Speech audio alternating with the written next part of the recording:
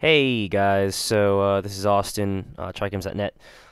Some curiosity around Chaos Rings, and in fact, my cohort Al wanted to know a little bit about it. So I'm going to, take about 5 minutes and go through some of the things that Chaos Rings brings to bear on mobile platforms.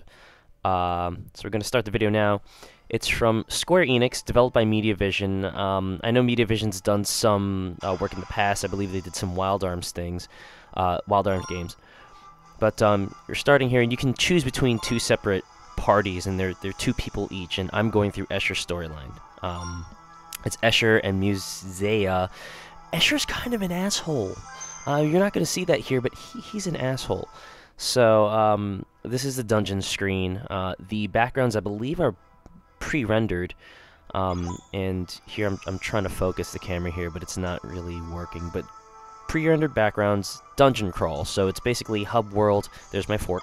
Hub world, dungeon crawl, hub world, dungeon crawl. And here in the camp menu, oh, there goes the focus. The gene system is basically composed of gene plates, which are kind of like templates, right? And so these templates correspond to different enemy types. Right now, they're all animals and as human as well. So you could learn abilities from these enemies that you fight, and each enemy belongs to a family. So theoretically, you have the gene plate, you have a whole bunch of enemy abilities that you learn, and you equip the gene plate, and so then you can use those abilities in battle. So right now I'm showing you the slug genes. Those two, or I'm sorry, I'm going pretty fast here.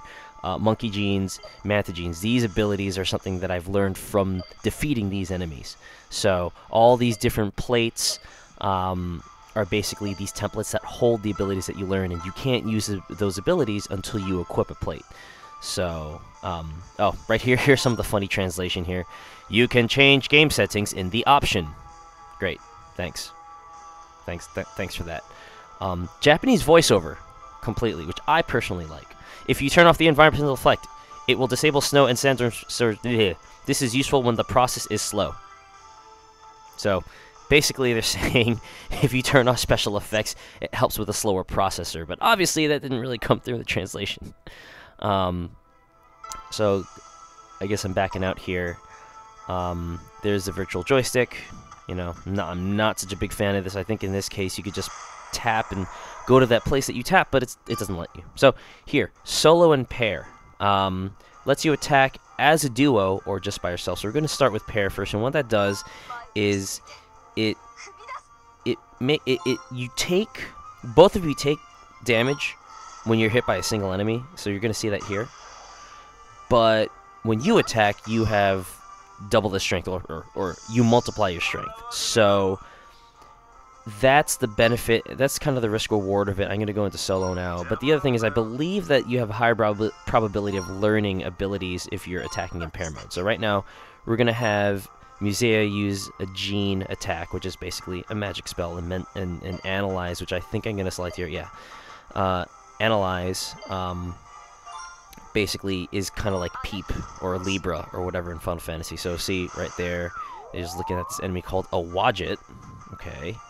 HP remaining 310, weakness is magic, characteristic is physical. So, you know, just casting a spell. So genes are basically just spells and special abilities. That's all they are. And the way that this game handles them is just to force you to mix and match the different plates and the different abilities that you have. So you can't have every single ability in the game, but you can equipped at one time, but you can kind of like strategically mix and match and see which ones work better for you in certain battles. And you know, it's one of those things kind of like in Final Fantasy VIII, where it's like, okay, I want to junction these spells, but I want to keep these spells for battle or whatnot. So, you know, typical Squaresoft Japanese RPG, like what abilities do I want to equip, what do I want to bring into battle, and all that stuff, and I just dropped my phone there. And now the focus is working. So I'm going to save now. I'm going to show you one more translation thing when we exit. Oh, yeah, I have to press the button there. An application is ended. Is it alright? Yes and no. Yes. So that's just basically a little bit about Chaos Rings. I'm only about half an hour into it.